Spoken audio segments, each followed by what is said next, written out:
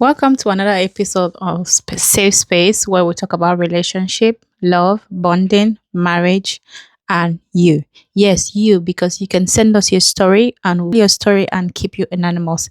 So, yeah, on today's episode, we are talking about, can you really marry the wrong person? Yes. Does God have one person for each of us? So it's like, are you born to marry this particular person? And when you don't marry that person, it's like you're married out of God's will. How do you know when you're married to the right or the wrong person? Right? Yes.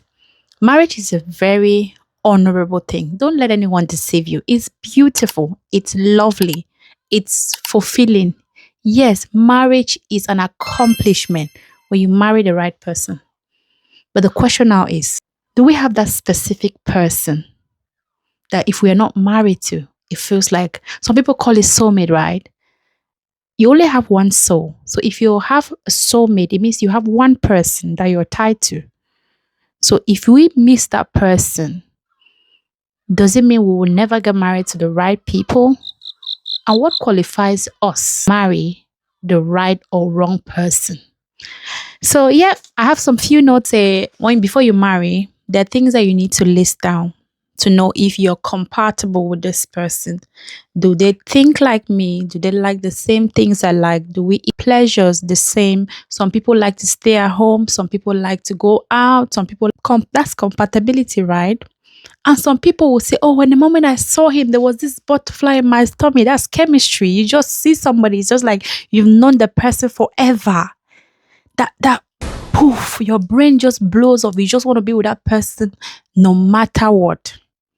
Yes, there are instances like that. But question is, what's the difference between that compatibility and chemistry when choosing the right partner? Do you go with compatibility or you go with chemistry? But chemistry now, on the other hand, you meet somebody, you don't know anything about the person, but for some reason you can't get the person off your mind. You just want to be with them. You want to explore with them. You just want to love on them, right? So when choosing the right partner, these two things, what do you really focus on? Problem now is we have people, right? I grew up in church, religious family. We grew up in church. I'm very happy about that. But the thing now is, I had the problem. Compatible. This is not the will of God for you. But you function really well with this person. You enjoy each other's company. You think the same way. You like the same things. You see yourself building something reasonable together, right? But when you come for your blessing, and they say no. Example number 2. When you finally bring someone from the same church, will of God concerning you. You read this person's word. Okay, it's the story of another day. I'll bring my story up one day. Yeah. And now you end up not getting married to this person. Even after being told that is the will of God concerning your life. That's the person you were destined to get married to. So why did it not work? The person you brought from a non-denominational background, they didn't even vent him. And they said, no, you're not compatible. And the person you brought from within your denomination, that's the man you're supposed to marry. But down the line, life happens and you don't get married to that person. Was it like you were out of God's will? Or it was just being a man talking and not God? I just want to understand something, right? What are the category or the characteristics of God's will for you and me concerning a partner? This person is a Christian. Don't get me wrong. They don't fornicate. You don't sleep around. Everything is religious, Christian, as they should.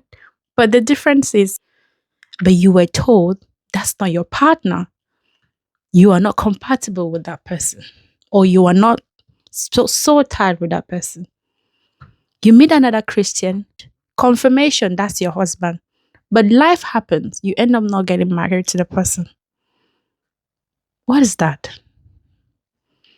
Practical advice, I would say, based on a true life story. My story, I will put it for example. I was dating a guy. They said no. And I later on dated or almost got married to somebody. Said no, that person is compatible with you. But because of life, distance, and everything, it didn't work out.